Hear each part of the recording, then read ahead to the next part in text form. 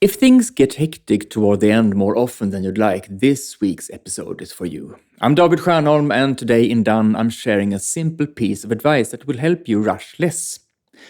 But first, at work, it can be difficult to align one's own to-do list with the joint plans and projects in other tools. On the Structure blog right now, I share 3 ways to solve that. You'll find a link to the post in the show notes.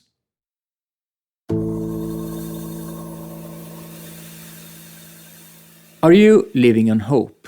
The hope that you'll manage to get around to those things that don't need to be done just yet, but soon. Other things keep popping up, even though there's still time left. Have you ever felt like you couldn't make it all work, despite your best efforts? Other tasks took longer than expected, and suddenly you have less time than you need to finish what you postponed. And now there's no one available to help you, not this close to the deadline.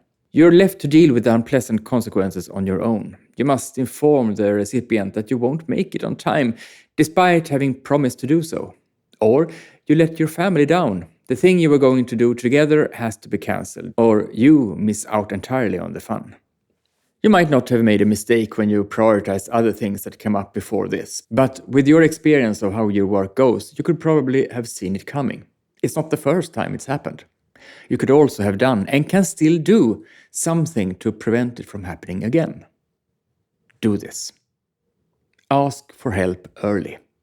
If you suspect that you might struggle to finish a task, even if you're hoping you'll put it off, ask a colleague for help well before things get urgent. When your colleague gets the question early rather than late, they'll have more calendar time before the deadline, and there's a greater chance they'll have a gap somewhere to help you. And I'd guess they're also more likely to say, yes, of course, early on than when the task is already turning into a scramble. Right now, skim through your to-do list and look for tasks that you suspect might be tough to fit in. For each of them, ask someone for help, or at least for part of it. Isn't it also nice to have someone help you get started, even if they don't do the whole thing? How about making this kind of review a weekly habit?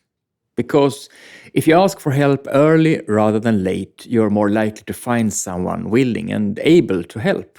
Instead of staying up late and stressing more than you'd like, you can keep your promises to clients, your family, and yourself. How do you ensure you receive the help you need on time? Got any tricks?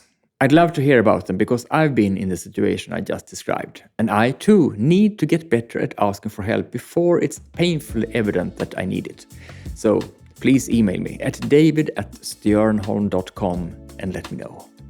Thanks for today, and see you again next week.